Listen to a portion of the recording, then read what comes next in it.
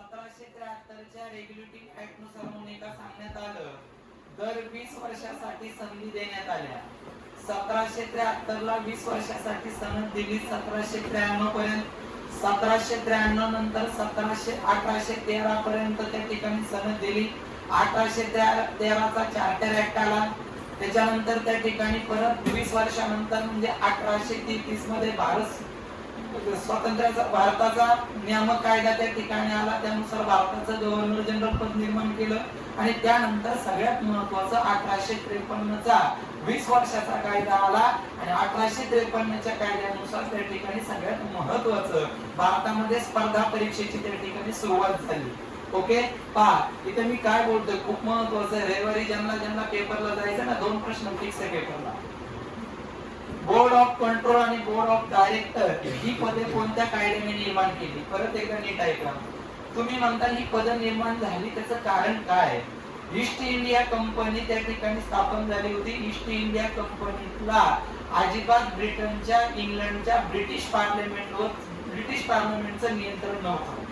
Direct लोक ती कोण निघायची? ईस्ट इंडिया कंपनीची परवानगी घ्यायची. मोठ्या प्रमाणामध्ये या ठिकाणी व्यापार केला जायचा हिंदुस्थानामध्ये आणि हिंदुस्थानामध्ये व्यापार करत असताना ब्रिटिश पार्लमेंटला वाटलं आता आपण त्या जी भारतामध्ये व्यापारी सनदी चाललेल्या आहेत युरोपियन लोक तिथं त्या ठिकाणी मक्तेदारी करत आहेत त्यांच्यावर डायरेक्ट नियंत्रण करणं खूप गरजेचं आहे. म्हणून 1784 च्या ईस्ट इंडिया ऍक्ट प्रश्न डायरेक्ट आहे. 1784 ला कोणता ऍक्ट मंजूर झाला? East India act. 1773 ला कोणता कायदा मंजूर झाला? Regulating act. त्याला शुद्ध मराठीमध्ये पोलीस भरतीला नियामक मंडळ म्हणतात. लक्षात ठेवा. आणि मग जे 1784 च्या ईस्ट इंडिया ऍक्ट नुसार मी 1700 वर बोलतोय उद्या मी 1784 बोलणार आहे 100 वर्षानंतर. आज 1784 चालले तसे 1784 च्या ईस्ट इंडिया ऍक्ट नुसार बोर्ड ऑफ कंट्रोल आणि बोर्ड ऑफ डायरेक्टर नावाची 2 पदे होती. बोर्ड ऑफ कंट्रोल कायदेविषयी काम करायचं आणि बोर्ड ऑफ डायरेक्टर हे व्यापाराविषयी त्या ठिकाणी काम करायचं आणि ही पदच बंद करून टाकली. कधी? तर 1858 च्या कायद्याने. हा 1858 चा कायदा ब्रिटिश पार्लमेंट मध्ये 2 ऑगस्ट 1858 ला मंजूर झालेला आहे. रेवाडी झालं त्यांनी 10 लक्षात ठेवायचं. 2 ऑगस्ट 1858 ला ब्रिटिश पार्लमेंट मध्ये जशी भारताची संसद आहे ब्रिटिश पार्लमेंट मध्ये जो 1784 ला बोर्ड ऑफ कंट्रोल कायदेविषयी कार्य करणारी संस्था आणि बोर्ड ऑफ डायरेक्टर व्यापाराविषयी कायदे करणारी संस्था ही डायरेक्ट बंद करून टाकली आणि 1858 पासून तर 1947 पर्यंत हिंदुस्थानामध्ये ज्यांनी काम केलं ती ब्रिटिश पार्लमेंट होती. मग तोपर्यंत ब्रिटिश पार्लमेंट होती का? अजिबात नव्हती. 1858 पर्यंत ब्रिटिश पार्लमेंट हिंदुस्थानामध्ये नव्हती. डायरेक्ट असे लोक निवडून दिले होते. खासगी लोक होती. ती खासगी लोक ब्रिटिश पार्लमेंटचे शेअर्स विकत घेतले होते आणि ते शेअरचे पैसे तिथं भरत होते. हिंदुस्थानामध्ये येत होते. व्यापार मोठ्या प्रमाणामध्ये त्या ठिकाणी करत होते. सगळ्यात महत्वाचं वाक्य बोर्ड ऑफ कंट्रोल आणि बोर्ड ऑफ डायरेक्टरची निर्मिती कधी झाली? तर त्याचं उत्तर आहे 1784 चा east India east India act नुसार ही 2 पदे निर्माण झाली. यूपीएससी चा अभ्यास करायचा आहे तुम्हाला. प्रश्न विचारला जातो बोर्ड ऑफ कंट्रोल खालीलपैकी काय कार्य करत होतं? बोर्ड ऑफ डायरेक्टर खालीलपैकी काय करत होतं? तुम्हाला आता एमपीएससी च्या पेपरला जायचं संयुक्तला तुम्हाला विचारलं जाईल बोर्ड ऑफ कंट्रोल आणि बोर्ड ऑफ डायरेक्टरची निर्मिती कोणत्या कायद्यानुसार झाली? तुम्हाला पोलीस भरतीला प्रश्न आलेला आहे. मी यालाही नाही हा पोलीस भरतीला आलेला प्रश्न. ईस्ट इंडिया कंपनीची इस्तरी म्हणजे शेवट होणे कोणत्या कायद्याने झाली? बघा मग त्या ठिकाणी सगळ्यात महत्वाचं माझ्याकडे लक्ष द्यायला महत्वाचं बोलतो हे वाचून कधीच पूर्ण होत नाही. सगळ्यात महत्वाचं 1858 च्या कायद्यापर्यंत हिंदुस्थानामध्ये ईस्ट इंडिया कंपनी होती. 1858 च्या कायद्यापर्यंत हिंदुस्थानामध्ये ईस्ट इंडिया कंपनीचा कारभार होता. पण 2 ऑगस्ट 1858 ला ब्रिटिश पार्लमेंट मध्ये एक कायदा मंजूर झाला. त्यालाच आपण 1858 चा कायदा म्हणतो आणि त्या 1858 च्या कायद्यानुसार ब्रिटिश ईस्ट इंडिया कंपनीची इस्तरी झाली. शेवट झाला आणि तेव्हापासूनच भारतामध्ये ब्रिटिश पार्लमेंटचा कारभार सुरू झाला 2017च्या पोलीस भरतीला आलेला प्रश्न या. आणि मग तुम्हाला कोणत्या कायद्याने झाला? 1858 चा कायदा. लाडगे इथं नीट लक्ष द्या. 1857 च वेगळं आहे. 1 नोव्हेंबर 1858 चा राणीचा जाहीरनामा वेगळा आहे. राणी वेगळी आहे. हा ब्रिटिश पार्लमेंटचा कायदा वेगळा आहे. मी उद्या बोलणार आहे 1857 च. बर, ईस्ट इंडिया कंपनीचा शेवट झाला. इस्त्री होणे म्हणजे शेवट होणे, प्रारंभ होणे म्हणजे सुरुवात होणे. श्री गणेश करणे. पुढचा प्रश्न, ईस्ट इंडिया कंपनीच्या भारतातील कारभारावर नियंत्रण ठेवण्यासाठी ब्रिटिश पार्लमेंटने रेग्युलेटिंग ऍक्ट, त्याला मराठीमध्ये आपल्याला पोलीस भरतीला उत्तर नियामक मंडळ होतं, नावाचा कायदा कधी संमत केला? 1773 चा नियामक कायदा. आणि सगळ्या पुस्तकांमध्ये त्याला रेग्युलेटिंग ऍक्ट या नावाने ओळखलं जातं. फक्त इयत्ता 8वीच्या पुस्तकामध्येच त्या ठिकाणी त्याला नियामक कायदा म्हटलेला आहे. नियामक कायदा. आणि त्याच नियामक कायद्यानुसार त्या ठिकाणी सगळ्यात महत्त्वाचं काय झालं तर बंगालचा गव्हर्नर पद रद्द झालं आणि बंगालचा गव्हर्नर जनरल झालं. आणि मग मी प्रश्न जो लिहिलेला आहे, वॉरन हेस्टिंग्ज बंगालचा गव्हर्नर कधी झाला? 1772. आणि 1773 च्या रेग्युलेटिंग ऍक्ट नुसार बंगालचा गव्हर्नर हे पद बंद होऊन बंगालचा गव्हर्नर जनरल झालं. आणि बंगालचा गव्हर्नर जनरल पहिला वॉरन हेस्टिंग्ज आणि नंतर 1833 मध्ये भारत सरकारचा कायदा आला. आणि त्या भारत सरकारच्या कायद्यानुसार 1873 नुसार जे बंगालचा गव्हर्नर जनरल पद निर्माण केलं होतं ते बंद झालं. आणि नंतर भारताचा गव्हर्नर जनरल. समजून घ्या, पहिला बंगालचा गव्हर्नर आहे. नीट ऐका बरं का, ते कन्फ्युजन होतंय.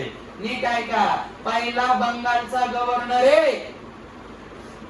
नंतर 1773 चा रेग्युलेटिंग ऍक्ट आला, बंगालचा गव्हर्नर जनरल झाला. जाऊन लक्ष दे माझ्याकडे. 1773 चा नियामक मंडळ आला, नियामक कायदा आला, रेग्युलेटिंग ऍक्ट आला, बंगालचा गव्हर्नर जनरल झाला पहिला वॉरन हेस्टिंग्ज.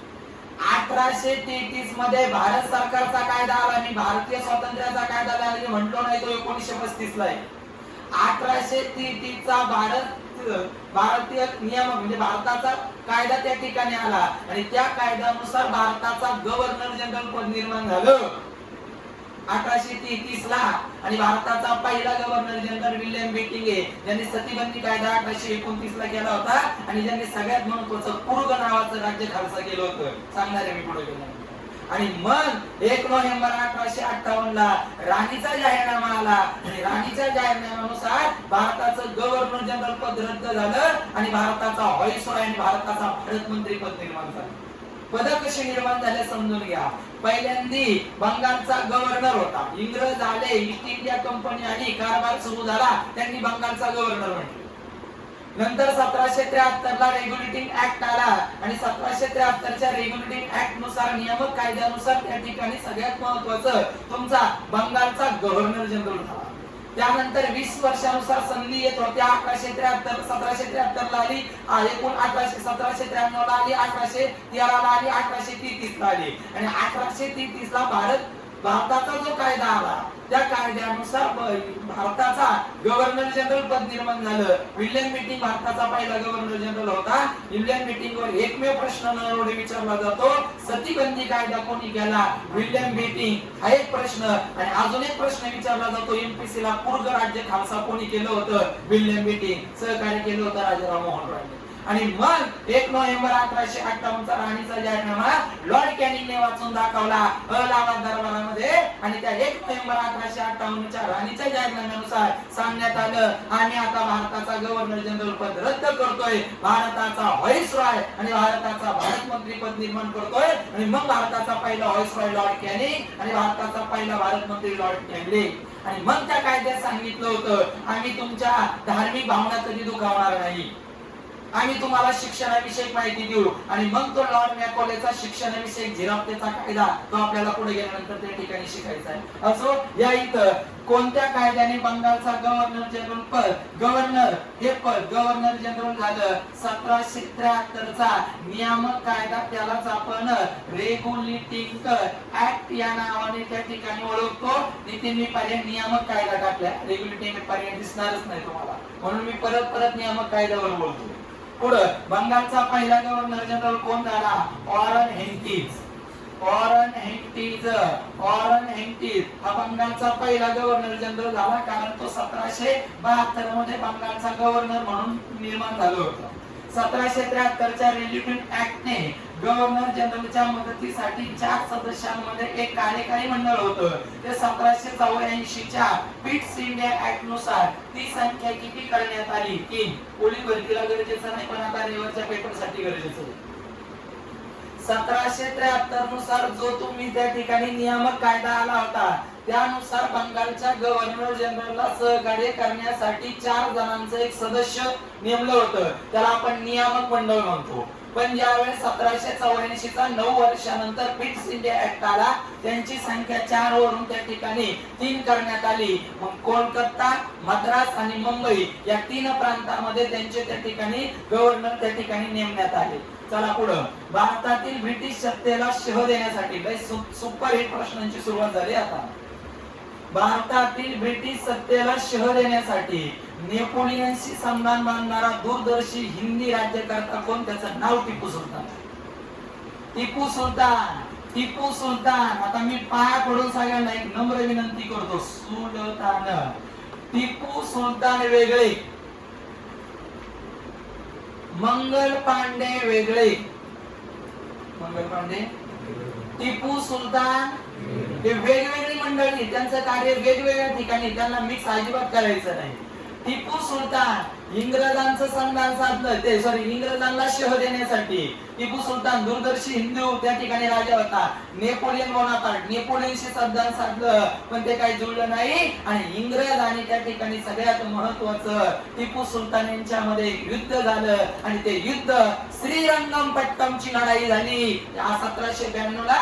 आणि त्यावेळेस बंगालचा गव्हर्नर जनरल होता लॉर्ड कॉर्नवालिस. लय महत्वाचे प्रश्न आहे त्यांच्यावर. लॉर्ड कॉर्नवालिसचा कार्यकाल 1776 ते त्या ठिकाणी 1793.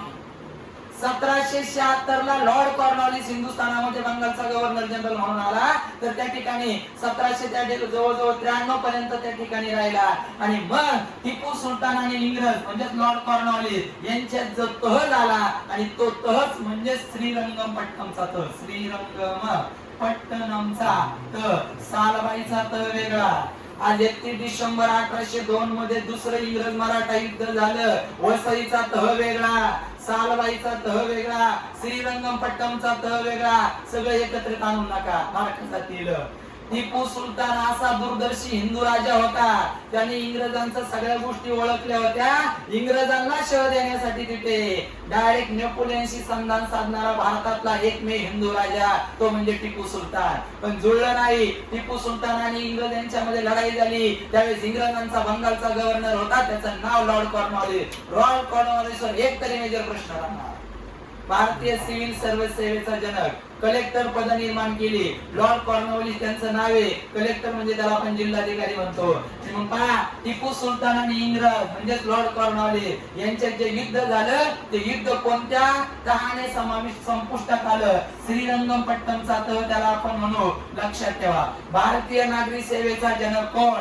Lord Cornwallis. Lord Cornwallis, Lord Cornwallis. कार्यकाल 1776 ते 1793. नंतर जॉन लॉरेन्स आला, ते पण सांगतो पुढे.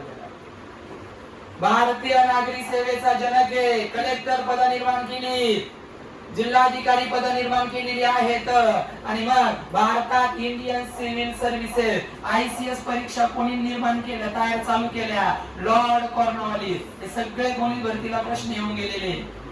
नवीन कोड संहिता, नवीन कोड संहिता, नवीन कोड संहिता जिल्हाधिकारी पद कोणी निर्माण केली? त्याचं उत्तर लॉर्ड कॉर्नवालिस आहे. Lord Cornwallis. कलेक्टर पद निर्माण केली, ICS परीक्षा निर्माण केल्या, नवीन कोड संहिता म्हणजे तुमची कायम धारा पद्धत. बोलायचंय आपल्याला त्याच्यावर. बर, कायम धारा पद्धतीचा जनक कोण? Lord Cornwallis. बंगाल प्रांतामध्ये लॉर्ड कॉर्नवालिस यांनी सर जॉन शोअर आणि सर रँड यांच्या सहकार्यातून जे आणलं त्यालाच आपण कायम धारा पद्धत म्हणतो. पोलीस भरतीला सरळ प्रश्न असतो गायकवाड, कायमधारा पद्धतीचा जनक कोण? Lord Cornwallis. आणि एमपीसी ला प्रश्न असतो, लॉर्ड कॉर्नवॉलिसने कायमधारा पद्धत खालीलपैकी कोणाच्या सहकार्यातून निर्माण केली? Sir John Lawrence. त्याचं त्या ठिकाणी उत्तर आहे. असो, मराठ्यांनी 1795 मध्ये खरड्याच्या लढाईत कोणाचा पराभव केला? त्यांचं उत्तर त्या ठिकाणी आहे निजामाचा पराभव केला. निजामाचा पराभव केला. आणि ज्या वेळेस निजामाचा पराभव झाला त्यावेळेस बंगालचा गव्हर्नर सर जॉन शेअर होता, लक्षात ठेवा. आणि या सर जॉन शेअरच्या सहकार्यातूनच त्या लॉर्ड कॉर्नवॉलिसने कायमधारा पद्धत तयार केलेली आहे, लक्षात ठेवा. एमपीसी वाल्यांनी, पोलीस भरतीवाल्यांनी कायमधारा पद्धतीचा जनक लक्षात ठेवा. पोलीस भरतीवाल्यांनी कायमधारा पद्धत कोणत्या प्रांतात लागू केली ते लक्षात ठेवा. बंगाल प्रांतामध्ये नवीन कोड संहिता म्हणजेच कायमधारा पद्धत, जिल्हाधिकारी पदक, आयसीएस परीक्षा लॉर्ड कॉर्नवॉलिसने चालू केल्या. म्हणून लॉर्ड कॉर्नवॉलिसला भारतीय नागरी सेवेचा जनक. आणि मी जेवढं आतापर्यंत लिहिलंय ना त्याच्या सगळ्यात आयएमपी प्रश्न याच व्यक्तीवर आहे आणि याच्यावरच विचारले जातात. भारतीय सिव्हिल सर्व्हिस सेवेचा जनक, कलेक्टर पद कोणी निर्माण केली? नवीन कोड संहिता आणि कायमधारा पद्धतीचा जनक कोण? Lord Cornwallis. आणि त्यानंतर सगळ्यात महत्वाचं 1893 ला, नीट ऐका सर, 1793 ला लॉर्ड कॉर्नवॉलिस परत इंग्लंड मध्ये गेला, परत 1805 मध्ये आला, पण त्या ठिकाणी उत्तर प्रदेश मध्ये गाझियाबाद या ठिकाणी त्याचा तापामुळे मृत्यू झाला. हे गरजेचं नाही पण तुम्हाला माहित असावं. त्यानंतर सगळ्यात महत्वाचं 1793 मध्ये ज्या वेळेस लॉर्ड कॉर्नवॉलिस इंग्लंडला गेले आणि त्यानंतर 1793 ते 1798 पर्यंत बंगालचा गव्हर्नर सर जॉन शेअर झाले. लक्षात ठेवा, सर जॉन शेअर वर एकमेव प्रश्न विचारला जातो, त्यांच्या काळात कोणती लढाई झाली? तर खरड्याची लढाई झाली. आणि खरड्याच्या लढाईमध्ये मराठ्यांनी कोणाचा पराभव केला? निजामाचा पराभव केला. पुढं बंगालचा सिंह. त्यानंतर 1798, नीट ऐका, 1798 ते 1805, 1798 ते 1805 यांचं 1773 ते 1798 यांचं 1776 ते 1793 कालखंड सांगितलं मी. राज्यसेवेला लई गरजेचे आहेत. आणि पोलीस भरतीला एकाच व्यक्तीचा कालखंड येतो, लॉर्ड डलहौसीचा कालखंड किती? 1848 ते 1856 येतोच तो पोलीस भरतीला, फायनल असतो. बरं, बंगालचा सिंह आला, लॉर्ड कॉर्नवॉलिस गेला 1793 ला. नंतर सर जॉन शेअर आला, ते गेले 98 ला. आणि त्यानंतर सगळ्यात खतरनाक व्यक्ती आला, त्याचं नाव होतं त्या ठिकाणी बंगालचा सिंह, म्हणजे ज्याने तैनाती फौज दिली, लॉर्ड वेलस्ली. मुंबईचा सिंह फिरोजशाह मेहता आहे, मुंबईचा सिंह फिरोजशाह मेहता आहे. पण स्वतःलाच उपाधी देऊन घेतली, मी बंगालचा सिंह आहे, बंगालचा, तो म्हणजे लॉर्ड वेलस्ली. आता कायमधारा पद्धत लॉर्ड कॉर्नवॉलिसची संपली, आता आली तैनाती फौज. लॉर्ड वेलस्ली हुशार होता, जर राजा महाराजे यांचं संरक्षण करायचं असेल तर मी त्यांना तैनाती फौज देईन, तर त्यांच्याकडून मोठ्या प्रमाणामध्ये सोनं, नाणं, चांदी आणि अन्नधान्य त्या ठिकाणी घेईन. आणि लॉर्ड वेलस्ली म्हणजे फक्त एकमेव पोलीस भरती, लॉर्ड वेलस्ली म्हणजे एकमेव पोलीस भरती तैनाती फौज. जर त्यांना लॉर्ड वेलस्लीवर प्रश्न टाकायचा आहे तर तैनाती फौज सोडून त्या ठिकाणी टाकणार नाही. तैनाती फौजेचा जनक लॉर्ड वेलस्लीला त्या ठिकाणी म्हटलं जातं. लक्षात ठेवा, कायमधारा पद्धतीचा जनक लॉर्ड कॉर्नवॉलिस आहे, रयतवारी पद्धतीचा जनक थॉमस मॉन्ट्रोय. उद्या रयतवारी पद्धत, आज मी दोनच पद्धती बोललोय. कायमधारा पद्धत लॉर्ड कॉर्नवॉलिस आणि तुमची तैनाती फौजेचा जनक लॉर्ड वेलस्ली, ज्याला बंगालचा सिंह म्हणतात. मी टाकन खालीलपैकी कोण स्वतःला बंगालचा सिंह म्हणत? पहिला पर्याय लाला लजपत राय टाकली, तो मुंबईचा सिंह, पंजाबचा सिंह. लाला लजपत राय पंजाबचा आहे, मुंबईचा सिंह फिरोजशाह मेहता आहे आणि बंगालचा सिंह भारतात सर्वप्रथम. आता लॉर्ड वेलस्लीने तैनाती फौज चालू केली म्हणजे कोणीतरी ती तैनाती फौज घेणार होतं, म्हणजे रक्षण करण्यासाठी डायरेक्ट इंग्रजांची फौज घ्यायची. आणि त्या ठिकाणी हैदराबादचा निजाम याने सगळ्यात मोठं संस्थान कोणतं, असा एमपीसी ला प्रश्न आला होता. सगळ्यात मोठं संस्थान हे हैदराबादचं संस्थान त्या ठिकाणी होतं. हैदराबादच्या निजामाने पहिल्यांदा तैनाती फौज स्वीकारली आणि महाराष्ट्रामध्ये दुसरा बाजीराव याने रंगेल म्हणून त्याला ओळखलं जातं. दुसरा बाजीरावने त्या ठिकाणी तैनाती फौज त्या ठिकाणी स्वीकारली. दुसरं इंग्रज मराठा युद्ध 1802 ते 1804 या कालखंडामध्ये झालं. हे आता पोलीस भरतीचं होतं ना, तर त्यांच्यात ते युद्ध झालं आणि ते युद्ध 31 डिसेंबर 1802 च्या वसईच्या तहाने संपुष्टात आले. वसईचा तह इथं श्रीरंगपट्टमचा तह इंग्रज कॉर्नवालिस आणि टिपू सुलतान, त्या टिपू सुलतानांनी त्या ठिकाणी नेपोलियनशी संधान साधलं होतं इंग्रजांचं संरक्षण मिळण्यासाठी. 31 डिसेंबर तारीख देखील लय महत्त्वाची. 31 डिसेंबर 1802 ला वसईचा तह झाला. इंग्रज आणि मराठ्यांच्या 3 युद्ध झाले. जसं फ्रेंच आणि इंग्रज यांच्यामध्ये 3 युद्ध झाले त्याला आपण कर्नाटकचं युद्ध म्हणतो 1746 ते 1763 च्या कालखंडामध्ये. तसं इंग्रज आणि मराठे यांच्यामध्ये पण 3 युद्ध झालं. पहिलं युद्ध 75 ते 82 झालं, 1775 ते 82. ते एवढं प्रकाश होतात नाही. दुसरं युद्ध वसईच्या तहामुळे येतच पेपरला 1802 ते 1804 आणि नंतर मराठेशाहीचा असता 1818 ला झाला. तिसरं त्या ठिकाणी मराठा इंग्रज युद्ध. पेंढाऱ्यांचा बंदोबस्त नीट ऐका. पेंढाऱ्यांचा बंदोबस्त, त्यानंतर बंगालचा कुळ कायदा कोणाच्या कारकिर्दीत झाला? नेपाळची लढाई झाली होती त्यांच्या कारकिर्दीत आणि त्यांच्याच कारकिर्दीमध्ये 1818 मध्ये मराठे साम्राज्याचा अस्त झाला होता. मराठेशाहीचा अस्त कधी झाला? 1818. कोणाच्या कारकिर्दीमध्ये नेपाळ संघ पहिलं युद्ध झालं. त्याच्यानंतर पेंढाऱ्यांचा बंदोबस्त कोणी केला? आणि बंगालचा कुळ कायदा. बंगालचा कुळ कायदा या शब्दाचा अर्थ असा आहे शिंदे, कसेल त्याला जमीन, कसेल त्याला जमीन. पोलीस भरतीला उत्तर शब्द बघ कसा आहे आणि एमपीसी ला शब्द बघा कसा आहे. बघा, लॉर्ड हेंडिज, लॉर्ड हेंडिज हे पोलीस भरतीला उत्तर आहे आणि एमपीसी ला उत्तर मार्किस ऑफ हेंटिज, मार्किस ऑफ हेंटिज हे तुमच्या राज्यसेवेचं उत्तर आहे. कोणी टेन्शन नका घेऊ, माझ्या नोट्स लिहायचं काम चाललेलं आहे. शिकवणाऱ्या नोट्स तुमच्या हातात येते. एकाच नाव आहे, त्याचं पूर्ण नाव मार्किस ऑफ हेंटिज होतं, पण पोलीस भरतीला शॉर्टकट मध्ये दिलेलं आहे लॉर्ड हेंटिज.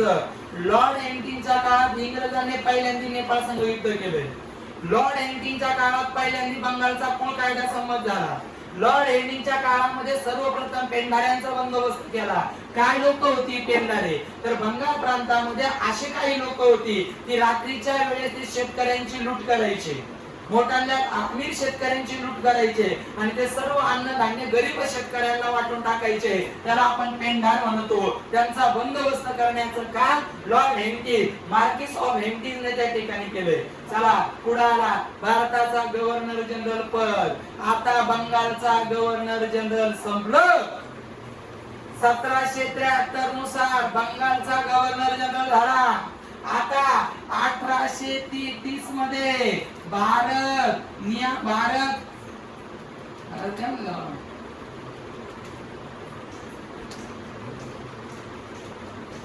सरकारचा कायदा, स्वातंत्र्याचा नाही, भारत सरकारचा कायदा, भारत स्वातंत्र्याचा कायदा 1935 ला आहे. भारत सरकारचा कायदा 1833 ला आला. भारत सरकारचा कायदा 1833 ला आला आणि या भारत सरकारच्या कायद्यानुसार, या भारत सरकारच्या कायद्यानुसार बंगालचा गव्हर्नर जनरल पद निर्माण बंद झालं आणि त्या जागी भारताचा काय झाला? गव्हर्नर जनरल झाला. आणि मग भारताचा पहिला गव्हर्नर जनरल विल्यम बेटिंग. भारताचा पहिला गव्हर्नर जनरल विल्यम बेटिंग. भारताचा पहिला गव्हर्नर जनरल विल्यम बेटिंग. बंगालचा पहिला गव्हर्नर जनरल वॉरेन हेंटिज. भारताचा पहिला गव्हर्नर जनरल विल्यम बेटिंग. भारताचा गव्हर्नर जनरल पद या 1833 च्या भारत सरकारच्या कायद्याने आलं. भारत स्वातंत्र्याचा कायदा नाही, 1873 चा रेग्युलेटर चार्टर ऍक्ट नाही. 1773 चा रेग्युलेटिंग ऍक्ट नाही, 1784 चा पिट्स इंडिया ऍक्ट नाही, तर भारताचा गव्हर्नर जनरल पद हे त्या ठिकाणी 1833 च्या भारत सरकारच्या कायद्याने आलं आणि म्हणून भारताचा पहिला भारताचा गव्हर्नर जनरल विल्यम बेटिंग झाला. पुढं सतीबंदी कायदा. विल्यम बेटिंग वर 2-3 प्रश्न महत्वाचे. पोलीस भरतीला येतो. सतीबंदी कायदा कोणी केला? 1829 ला विल्यम बेटिंगने केलाय. लक्षात ठेवा, सहकार्य राजाराम मोहन रायांचा आहे. हे समाज सुधारक आपल्याला स्वतंत्र 8 दिवस शिकायचे. राजाराम मोहन रायने सतीबंदी कायद्यासाठी सहकार्य केले, पण सतीबंदी कायदा विल्यम बेटिंगने केलाय. बंगाल प्रांतामध्ये अतिशय रूढ अशी खतरनाक परंपरा होती. जर ज्या विधवेचा एखाद्या स्त्रीचा पती जर मेला, मरण पावला, तर त्या पत्नीला त्या ठिकाणी त्या चितेभोवती असं मोठाले बांबू घेऊन उभं राहायचे आणि तिला त्या नवऱ्याच्या चितेवर ढकलून दिलं जायचं. सतीची चाल ज्याला आपण म्हणतो, तिच्याविषयी पहिल्यांदा राजाराम मोहन रायांनी आवाज उठवला आणि तो कायदा डायरेक्ट विल्यम बेटिंगने 1829 ला केला. परत एकदा डोळे उघडून पहा, कान उघडे ठेवून पहा. सतीबंदी कायदा वेगळा आणि विधवा पुनर्विवाहाचा कायदा वेगळा. तो 1856 ला लॉर्ड डलहौसीचा आहे. हा सतीबंदी कायदा आहे जो विल्यम बेटिंगचा आहे. पुढं पुर्ग हे राज्य कोणी खालसा केलं? William betting. राज्यसेवेला प्रश्न आला होता. विल्यम बेटिंग प्रश्न असा होता पूजा की विल्यम बेटिंगचं खालीलपैकी कोणतं कार्य आहे? हे कार्य दिलं 3 नंबर. पुर्ग राज्याचं खालसाकरण केलं, म्हणजे पुर्ग राज्य त्या ठिकाणी खालसा केलं विल्यम बेटिंग. शिक्षणाविषयी जिराप्ता सिद्धांत. आता पहा, इंग्रजांनी काय विचार केला? इथं एवढी हिंदुस्थानचा कारभार आपल्याला पाहायचा आहे. इंग्लंड वरून माणसं शिकवून इथं आणायची, त्यांना मोठ्या प्रमाणामध्ये पगार द्यायचा, आपलं आर्थिक नुकसान मोठ्या प्रमाणामध्ये होऊ शकतं. मग इंग्रजांनी काय डोकं आखलं? इथं जे प्रशासनासाठी आपल्याला लोक लागत आहे त्यांना इथंच आपण इंग्रजी शिक्षण देऊ, म्हणजे हिंदू लोक म्हणजे हिंदुस्थानी लोकांनाच आपण शिक्षण देऊ आणि तिथूनच नोकर भरती त्या ठिकाणी चालू करू. आणि म्हणून शिक्षणाविषयी जिराप्ता सिद्धांत कोणी मांडला? Lord Macaulay. Lord Macaulay. Lord Macaulay. शिक्षणाविषयी जिराप्ता सिद्धांत म्हणजे वरच्या लोकांना शिक्षण द्यायचं, ते झिरपत त्या ठिकाणी खाली शिक्षणाविषयी जिराप्ता सिद्धांत आणि लिहून ठेवायचं मागे स्टॅम्प पेपरवर. मी जे बोलतोय ना एवढंच लिहायचं, बाकी याच्यात पापड पसारा काही वाचायचं नाही. भली मोठी पुस्तक आहे, मारणामातीचं दिलंय, आपण हिरून घेतलं. त्या पेपर सेटरला नेमकं काय अपेक्षित आहे ते सगळं या ठिकाणी लिहिलेलं आहे. चला, भारतातलं पहिलं वृत्तपत्र कोणतं? तारीख होती 29 जानेवारी 1780. एकूण तारखा बघा, तारीख होती 29 जानेवारी 1780 आणि भारतातलं पहिलं वृत्तपत्र the Bengal gazette. The Bengal gazette. Calcutta organisation ज्याला आपण म्हणतो, the Bengal gazette, Calcutta organisation ज्याला आपण म्हणतो. आणि ते जेम्स हिकीने चालू केलं होतं. पोलीस भरतीला 1000 वेळा प्रश्न आलेला आहे. James Hicky. तारखा बघा 29 जानेवारी 1780. पुढं वृत्तपत्राचा मुक्तीदाता कोणाला म्हटलं जातं? इंग्रजांनी काय केलं? त्या काळामध्ये राजाराम मोहन रायांनी तुमचं सगळ्यात महत्वाचं संवाद कौमुदी मिरातुल अकबर. संवाद कौमुदी मिरातुल अकबर. संवाद कौमुदी मिरातुल अकबर नावाची वृत्तपत्र त्या ठिकाणी चालू केली. लक्ष द्या माझ्याकडे. संवाद कौमुदी आणि मिरातुल अकबर नावाची वृत्तपत्र चालू केली. वेगवेगळ्या समाज सुधारकांनी भारतामध्ये वेगळ्या प्रकारची वृत्तपत्र चालू केली. युगांतर आली, महात्मा फुलेंची आली, लय लोकांनी त्या ठिकाणी वृत्तपत्र चालू केली. पण इंग्रजांना वाटलं जर वृत्तपत्राच्या माध्यमातून जर तरुणांची मन शुद्ध करण्याचा वृत्तपत्राने प्रयत्न केला तर ती तरुण मंडळी आपल्याला विरोध करतील, म्हणून त्या ठिकाणी भारतातल्या सर्व वृत्तपत्राची मुस्कटदाबी करण्याचं काम केलं. कायदा केला, कायदा उठवला. वृत्तपत्राचा मुक्तीदाता ज्याला आपण म्हणतो, कायदे केले होते. लिटननी कायदा केला होता आणि चार्ल्स मॅटकॉफ याने वृत्तपत्राचा मुक्तीदाता म्हणून संबोधलं जातं. वर्तमानपत्रावर बंदीसाठी लिटनने टाकली होती. लिटन, उद्या बोलणार मी त्याच्यावर. लिटनने टाकली होती, पण या वृत्तपत्रावरची बंदी उठवली चार्ल्स मॅटकॉफ. मॅटकॉफ यांनी वृत्तपत्रावरची बंदी उठवली, म्हणून वृत्तपत्राचा मुक्तीदाता चार्ल्स मॅटकॉफला म्हटलं जातं. अतिशय महत्वाचा प्रश्न. सरकारी कार्यालयाला रविवारची सुट्टी कोणी सुरू केली? सरकारी कार्यालयाला रविवारची सुट्टी. बघा बरं का, नीट ऐका. भारताची कोलकात्यावरून राजधानी दिल्लीला कोणी आणली आणि रविवारची सुट्टी कोणी दिली? याच्यात जमीन आसमानाचा फरक आहे. पहिला होर्डिंग्स, पहिला होर्डिंगने सरकारी कार्यालयाला रविवारची सुट्टी दिलेली आणि दुसरा होर्डिंगने 1911 ला कोलकात्यावरून राजधानी दिल्लीला आणलेली. पर्याय दोन्ही असतो. पहिला होर्डिंग्स पण असतो आणि दुसरा होर्डिंग्स पण असतो.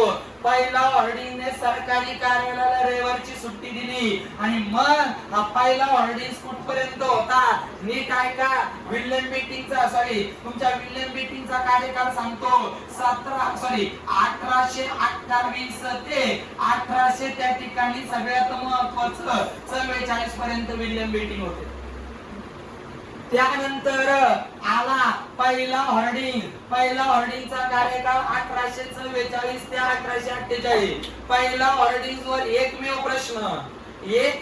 प्रश्न, दुसरा प्रश्न मरेपर्यंत येऊ शकत नाही. फक्त सरकारी कार्यालयाला रविवारची सुट्टी. तुमच्या मॅकॉल्यावर 1000% एकमेव प्रश्न शिक्षणाविषयी सिद्धांत संप्रदायाचं कार्य. मॅटकॉपवर एकमेव प्रश्न वृत्तपत्राचा मुक्तीदाता. द बंगाल गेजेटवर एकमेव प्रश्न भारतातलं पहिलं वृत्तपत्र. त्याच्यानंतर विल्यम बेटिंग वर 2 प्रश्न सतीबंदी कायदा आणि कुर्ग राज्य खालसर केलं. त्यानंतर लॉर्ड हेनरीज वर एकमेव प्रश्न, यांनी बंगालचा कुळ कायदा केला होता आणि पेंढाऱ्यांचा बंदोबस्त केला होता. हे फायनल प्रश्न आहे. आपण बसाला काही लक्षात ठेवायचं. बर चला, आता गेले 1848 ला गेले. त्यांचं नाव पहिला होर्डिंग आणि भारताच्या हिंदुस्थानाच्या दृष्टीने सगळ्यात महत्वाचा व्यक्ती, भारताचा गव्हर्नर जनरल पदी नेमणूक झाली. त्यांचं नाव लॉर्ड डलहौसी.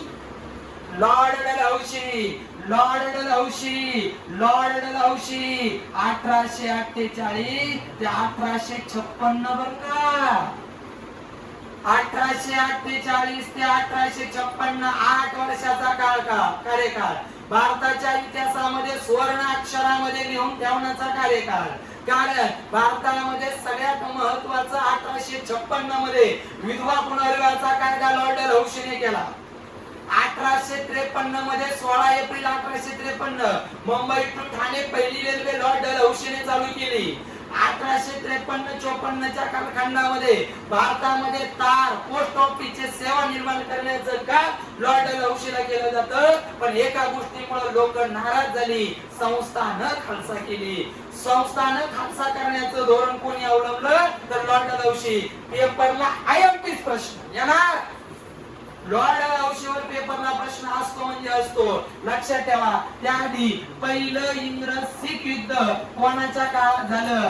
पहिला होर्डिंगच्या काळातच झालं. इंग्रजांनी तोपर्यंत सिखांसंग युद्ध सुरू केलं, कारण त्या काळामध्ये शीख लोक अतिशय कर्तबगार होते. ते आज पण आहे आणि ती भविष्यात शेवटपर्यंत राहणार आहे.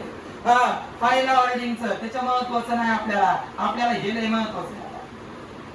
लॉर्ड डलहौसीचा कार्यकाळ 1848 ते 1856. संस्थाने खालसा करण्याचं धोरण कोणी अवलंबलं? लॉर्ड डलहौसीचं सगळं कार्य चांगलंय. फक्त संस्थानं खालसा केली. दत्तक वारसनामा म्हणून खालसा केलं. तुम्ही आमचे कर बुडवला म्हणून खालसा केलं. तुम्हाला राज्यकारभार नीट करता येत नाही म्हणून खालसा केलं. झाशी संस्थान खालसा केलं. बडोदा संस्थान खालसा केलं. जुनागड संस्थान खालसा केलं. हैदराबाद संस्थानातला काही भाग खालसा केला. पण आपल्याला पोलीस भरतीला सरळ येतं. संस्थानं खालसा करण्याचा जनक कोण? Lord Dalhousie. पुढं रेल्वे, पोस्ट, तारा यंत्राची सुरुवात हिंदुस्थानामध्ये कोणी केली? Lord Dalhousie. त्यानंतर पहिली रेल्वे चालू केली 16 April 1853. 16 April 1853 Mumbai to Thane या मार्गावर पहिली विजय कोळशावरून चालणारी सध्या रेल्वेच्या 18 विभागे. लक्षात ठेवा. विधवा पुनर्विवाहाचा कायदा कोणी केला? Lord Dalhousie. बघा बरं का गंमत. 1829 मध्ये सतीबंदी कायदा केला, विल्यम बेटिंग सहकारी राजाराम मोहन रॉय. 1856 मध्ये लॉर्ड डलहौसीने विधवा पुनर्विवाहाचा कायदा केला, आवाज उठवला होता. ईश्वरचंद्र विद्यासागर, ईश्वरचंद्र विद्यासागर येणार येणार येणार. ईश्वरचंद्र विद्यासागर आवाज उठवला होता स्पर्धा पद्धतीविषयी. आणि मग कायदा करण्याचा अधिकार हिंदुस्थानच्या लोकांना नव्हता, तर तो त्या ठिकाणी इंग्रजांच्या लोकांना होता. म्हणून लॉर्ड डलहौसीने कायदा केला. आणि मग सगळ्यात महत्वाचा 1857 चा उठाव झाला, जे प्रत्येक भारतीयांच्या मनामध्ये ऊर्जा स्रोत निर्माण करण्याचं काम 1857 च्या उठावाने त्या ठिकाणी केलं. हाकेच्या पुस्तकात लिहिलेले ती वाक्य. आणि मग 1857 च्या उठावाची नियोजित तारीख होती, ती तारीख होती 31 मे 1857. पण मंगल पांडेला त्या ठिकाणी राहवलं नाही. 29 मार्च 1857 ला 29 मार्च 1857 ला त्या ठिकाणी बराकपूर छावणीमध्ये मंगल पांडेंनी त्या ठिकाणी मेजर हुसेनवर गोळी झाली. मंगल पांडेला धरलं आणि 8 एप्रिल 1857 ला बराकपूर छावणीमध्ये त्या ठिकाणी फाशी दिली.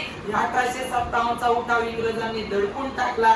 पण 1857 च्या उठावाने प्रत्येक भारतीयांच्या मनामध्ये निर्माण झालं की आपण सुद्धा जर एकत्रित आलो आणि इंग्रजांना जर लढा दिला तर आपण त्याला त्या ठिकाणी प्रतिकार करू शकतो. आणि मग 1857 चा उठाव दडपून टाकला. आणि नंतर 1858 च्या त्या ठिकाणी ब्रिटिश पार्लमेंटने एक कायदा पाठवला आणि त्या कायद्यानुसार बोर्ड ऑफ कंट्रोल आणि बोर्ड ऑफ डायरेक्टरचा त्या ठिकाणी हात झाला. आणि नंतर 1 नोव्हेंबर 1858 ला अलाहाबाद दरबारामध्ये लॉर्ड कॅनिंगने राणीचा जाहीरनामा वाचून दाखवला आणि भारताचा शेवटचा गव्हर्नर जनरल लॉर्ड कॅनिंग झाला. आणि भारताचा पहिला व्हाईसरॉय लॉर्ड कॅनिंग झाला. आणि भारताचा पहिला भारत मंत्री लॉर्ड कॅनिंग झाला. आणि त्याच भारत मंत्री पहिला व्हाईसरॉय लॉर्ड कॅनिंगने 1861 मध्ये कोलकात्यापासून अहमदाबाद पर्यंत रेल्वे आखली. राज्यसेवा 2019 ला प्रश्न काय प्रश्न होता मेजर बघा. प्रश्न होता कोलकाता ते अहमदाबाद हा रेल्वे मार्ग कोणी तयार केला? त्याचं उत्तर लॉर्ड कॅनिंग 1 नंबरचं उत्तर आहे 1861. लई पोरांनी उत्तर लॉर्ड डलहौसी दिलं असं, कारण रेल्वे म्हणल्या पोरांच्या डोक्यात लॉर्ड डलहौसी. लॉर्ड डलहौसी फक्त मुंबई टू ठाणे पहिली रेल्वे 16 एप्रिल 1853 आहे. चला पटकन काय काय लक्षात ठेवायचंय, दिलेलं सगळं लक्षात ठेवायचंय. बोर्ड ऑफ कंट्रोल आणि बोर्ड ऑफ डायरेक्टर 1784 ला निर्मिती झाली. पिट्स इंडिया ऍक्ट मी परत बोलतोय. 1773 नियामक कायदा, 1784 Pitt's India act, 1813 charter act, 1833 Bharat सरकारचा कायदा, 1858 ब्रिटिश पार्लमेंटचा कायदा आणि 1 नोव्हेंबर 1858 राणीचा जाहीरनामा. आणि मग 1858 चा कायदा राज्यसेवेला 3 प्रश्न आला होता. ब्रिटिश पार्लमेंट मध्ये 1858 चा कायदा कधी पारित झाला? तारीख आहे 2 ऑगस्ट 1858. तर एमपीसी ला प्रश्न आहे, द बंगाल ऑफ गॅजेटची वृत्तपत्र कधी प्रकाशित झालं? 29 जानेवारी 1780. ओके चला या इथं ईस्ट इंडिया कंपनीची शेवट झाला 1858 च्या कायद्यानुसार. आणि मग त्या 1858 च्या कायद्यानुसार डायरेक्ट सगळं कार्यभार ब्रिटिश पार्लमेंट त्या ठिकाणी देण्यात आला. ईस्ट इंडिया कंपनीला ब्रिटिश पार्लमेंट मध्ये नियामक मंडळ म्हणजे 1773 चा रेग्युलेटिंग आहे. कोणत्या कायद्याने बंगालचा गव्हर्नर गेलं? बंगालचा गव्हर्नर जनरल आला. 1773 चा नियामक कायदा म्हणजे रेग्युलेटिंग आहे. बंगालचा पहिला गव्हर्नर जनरल ऑरेंज आणि 1773 च्या रेग्युलेटिंग ऍक्ट नुसार बंगालच्या गव्हर्नर जनरलला त्या ठिकाणी सहकार्य करण्यासाठी सगळ्यात महत्त्वाचं 4 जण दिले होते. पण 1784 च्या पिट्स इंडिया ऍक्ट नुसार 3च जण ठेवले. आणि अजूनही ते थोडंसं मला सांगायचं राहिलं, लक्षात ठेवा गरजेचं आहे. भारतामध्ये सर्वप्रथम आता जसं नाही का सर्वोच्च न्यायालय दिल्लीला आहे माहिती ना, तसं भारतामध्ये पहिल्यांदी सर्वोच्च न्यायालयाची स्थापना कोलकात्याला झालेली 1883 च्या कायद्यानुसार. सर्वोच्च न्यायालय इंग्लिश मध्ये काय म्हणतो आपण? High court, supreme court. सर्वप्रथम सुप्रीम हा प्रश्न आहे. थांबा चुकवणार नाही अजिबात. भारतामध्ये सुप्रीम कोर्टाची पहिल्यांदी स्थापना कोलकात्याला झालेली आहे 1833 च्या भारत सरकारच्या कायद्यानुसार. चला या ब्रिटिशांचं संरक्षण मिळावं, ब्रिटिशांपासून सावध राहावे यासाठी कोणत्या हिंदू राज्यकर्त्यांनी नेपोलियनचं संधान साधलं होतं? टिपू सुलतान आणि इंग्रज यांच्यामध्ये जो तह झाला 1792 ला तो कोणता? श्रीरंगपट्टमची लढाई झाली, टिपू सुलतानला हरवलं गेलं, तह झाला. भारतीय नागरी सेवेचा जनक, भारताच्या इंडियन सिव्हिल सर्व्हिस सेवेचा जनक, नवीन कोड संहिता जिल्हाधिकारी पद कोणी निर्माण केलं? कायम धारा पद्धतीचा जनक, लॉर्ड कॉर्नवॉलिसने कायम धारा पद्धत कोणाच्या सहकार्यातून आणली? Sir John share. मराठ्यांनी 1795 मध्ये खरड्याच्या लढाईत कोणाचा पराभव केला? त्यावेळी बंगालचा गव्हर्नर जनरल कोण होता? Sir John share. बंगालचा सिंह म्हणून कोण समजत होता? तैनाती फौजेचा जनक कोण? भारतात सर्वप्रथम तैनाती फौज कोणी घेतली? महाराष्ट्रात प्रथम. दुसरे इंग्रज मराठा युद्ध किती झाले? दुसरा मराठी इंग्रज युद्ध कोणत्या तहाने? तारीख मला तारीख पाहिजे. 31 डिसेंबर 1802 पेंढाऱ्यांचा बंदोबस्त, बंगाल कुल कायदा कोणाच्या कारकिर्दीत झाला? लॉर्ड हेस्टिंग्जलाच काय म्हटलं जातं? Marxist of Hastings. तिथंच मराठेशाहीचा अस्त्र झाला. भारतात गव्हर्नर जनरल पद किंवा सुप्रीम कोर्टाची स्थापना कोणत्या कायद्यानुसार झाली? 1833 चा भारत सरकारचा कायदा का भारत स्वातंत्र्याचा कायदा? भारतातला पहिला गव्हर्नर जनरल. सजीवनी कायदा कोणी केला? सहकार्य. पुणे राज्य कोणी खालसा केलं? शिक्षणाविषयी धीरता सिद्धांत. भारतातील पहिलं वृत्तपत्र कोणी चालू केलं? कधी? वृत्तपत्राचा मुक्तिदाता. वृत्तपत्रावर बंदी कोणी घातली होती? सरकारी कार्यालय रविवारची सुट्टी. सरकारी कार्यालय रविवारची सुट्टी. कोलकात्यावरून दिल्ली राजधानी. दुसरं पहिले इंग्रज मराठा युद्ध. लॉर्ड डलहौसीचा कार्यकाळ. कोणाचाच कार्यकाळ विचारत नाही, फक्त लॉर्ड डलहौसीचा विचारतात, कारण पण तेवढं तगडं आहे, खतरनाक माणूस आहे. बर संस्थाने खालसा कोणी केली? रेल्वे कोच तारेंद्र कोणी चालू केलं? भारताची पहिली रेल्वे मुंबई टू ठाणे विजापूर सगळ्याचा कोणी केला? सहकार्य. आणि राणीचा जाहीरनामा अलाहाबाद दरबारामध्ये कोणी वाचून दाखवला? 1 नोव्हेंबर 1858. त्याचं नाव लॉर्ड मॅकॉले. लॉर्ड केनी भारताचा शेवटचा गव्हर्नर जनरल आणि भारताचा पहिला पैसा.